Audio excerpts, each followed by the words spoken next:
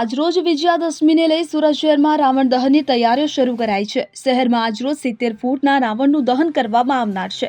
ત્યારે શહેરમાં આ વખતે 4 જગ્યાએ રાવણ દહન કાર્યક્રમ યોજાનાર છે કે જેમાં મથુરાથી ખાસ કારીગરો બોલાવી 4 જગ્યાના રાવણ તૈયાર કર્યા છે કે જેમાં શહેરના વેસુ, ઉગના, લિંબાયત, હજીરા એમ 4 જગ્યાએ રાવણ દહન કરાશે। તો આ 4 જગ્યાને રાવણના પુતળા તૈયાર થઈ જતા લઈ जवाब આવ્યા છે। हम लोग यूपी मथुरा से आते हैं।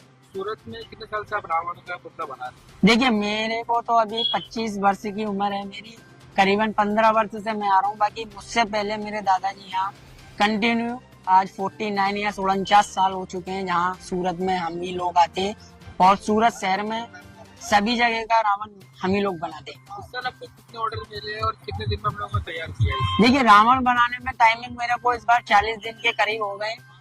हम लोग 40 दिन से यहाँ आए हुए हैं। मेरा 15 लोगों की टीम यहाँ है और मेरे को इस बार यहाँ का 4 ऑर्डर मिला है। आतिशबाजी को लेकर किस तरीके का आयोजन किया है? देखिए आतिशबाजी अगर देखेंगे तो इस बार पब्लिक को भी बहुत अच्छे से मजा आएगा। आतिशबाजी इस बार बहुत भव्य आतिशबाजी होने वाली है।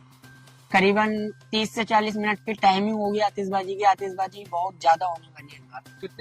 कितने रावण बनाए इस बार? देखिए जो अपना श्री आदर्श रामलीला ट्रस्ट द्वारा रावण बनाया जाता है वो सूरत में सबसे बड़ा रावण बनता है।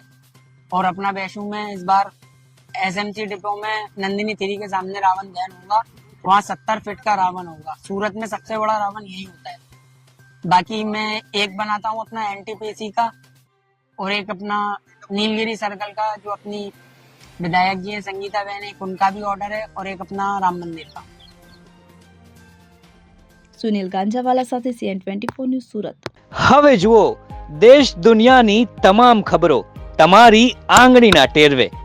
ઉઠાવો મોબાઈલ અને ગૂગલ પ્લે સ્ટોર પરથી ડાઉનલોડ કરો અમારી CN24 ન્યૂઝ મોબાઈલ એપ।